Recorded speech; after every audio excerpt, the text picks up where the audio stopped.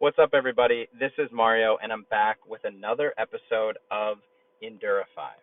And yesterday, we talked about how to change the narrative about yourself, about your athletic identity. We talked about, and we used this analogy of a chessboard and chess pieces and a chess player.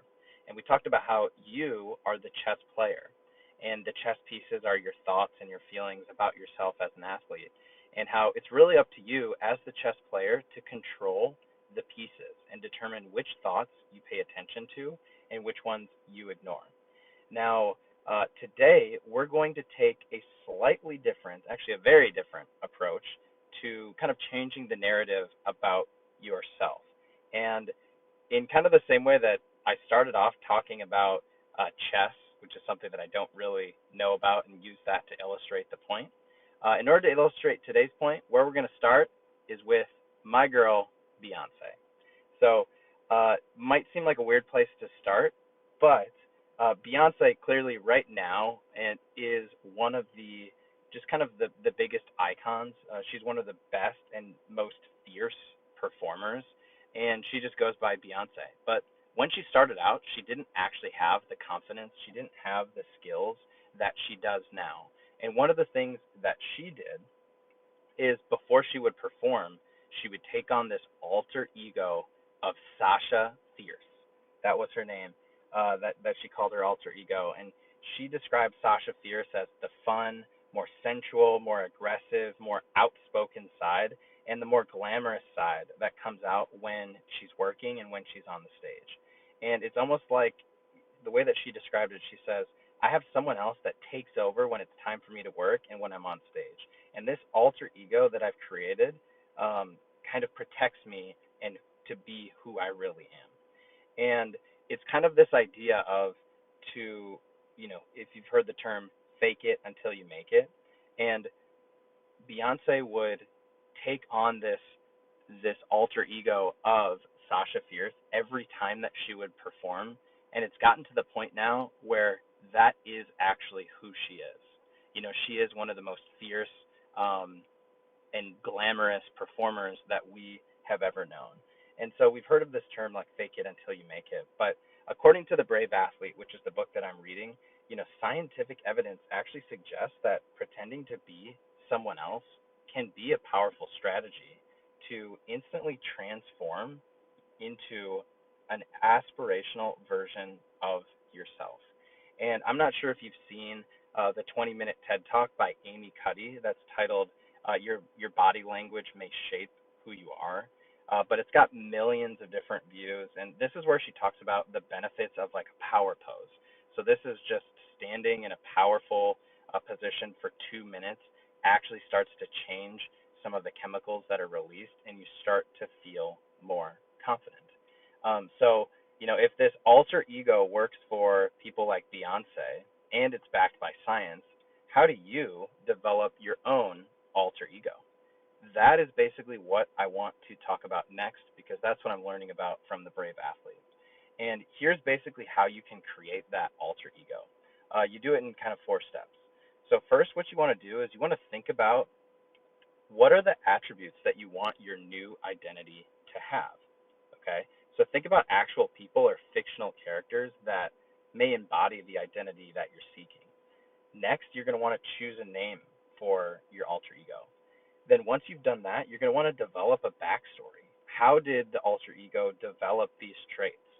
What kind of a life have they experienced? What types of things have they endured? And so once you've done that, then you want to start to think through the self-talk and the behaviors that this alter ego would have. What are the mantras? What are the actions? What are the routines? What are the physical reminders that help you step into this identity? For us as athletes and as triathletes, I think it's easy because when you put on that wetsuit, or when you put on your bike gear or your running gear, that can be a really good example of putting on that kit and putting on that new identity.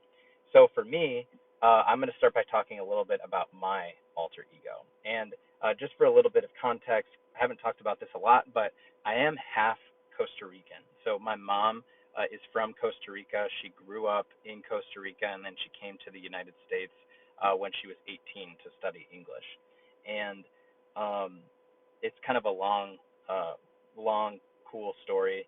I will tell it another time. But we grew up, and my dad is from Illinois. My parents spoke to us in Spanish and English when we were growing up. So I grew up in a bilingual and a bicultural family. And so we would go to Costa Rica every single year for Christmas. And it was a big part of my life growing up.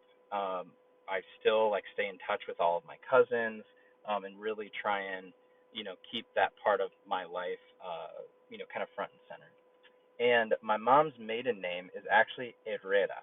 So Herrera is a Spanish it's a name of Spanish origin, and it also has Latin roots, but it literally means iron mine or iron works, or of or pertaining to iron. So I've always thought that it's really cool that my uh in my blood is the name Herrera, and it's just kind of cool to think that that literally means somebody who works with iron, or like a blacksmith. So that is something that is kind of significant and meaningful to me. So for my alter ego, my name is El Herrero, which basically is Spanish for the blacksmith. And the characteristics that I want to have as the herrero, or the blacksmith, is somebody who's hardworking, somebody who's gritty, somebody who loves tough conditions, and somebody who will outwork everyone else around me. Um, the backstory is about the Herrero is, I would say, I just explained a little bit of that backstory, but I'm saying that the Herrero is somebody who works for a purpose.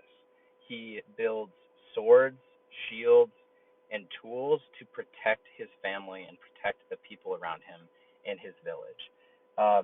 He takes fire, metal, heat, pressure, all of those different things, all of those difficult challenges, and he turns it into something amazing that others can use to protect themselves and to improve their lives.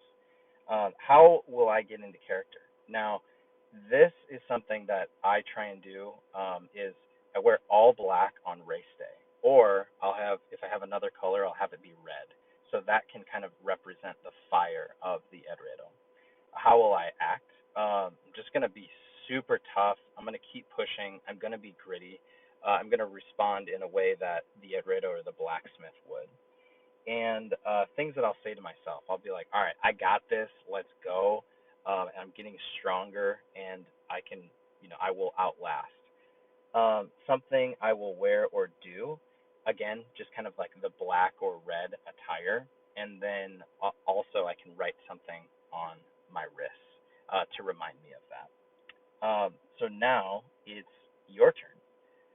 What what is the name of your alter ego, or what are the characteristics of your alter ego? Once you have that, what is the backstory of your alter ego? How will you get into character? How will you act? What are some of the things that you'll say to yourself? What's something that you're going to wear or do that will be those physical reminders that use during a race? So that's what I have for you today. Just a little bit about alter egos, how to develop them, and I hope that that's helpful, and I hope you all have an amazing day.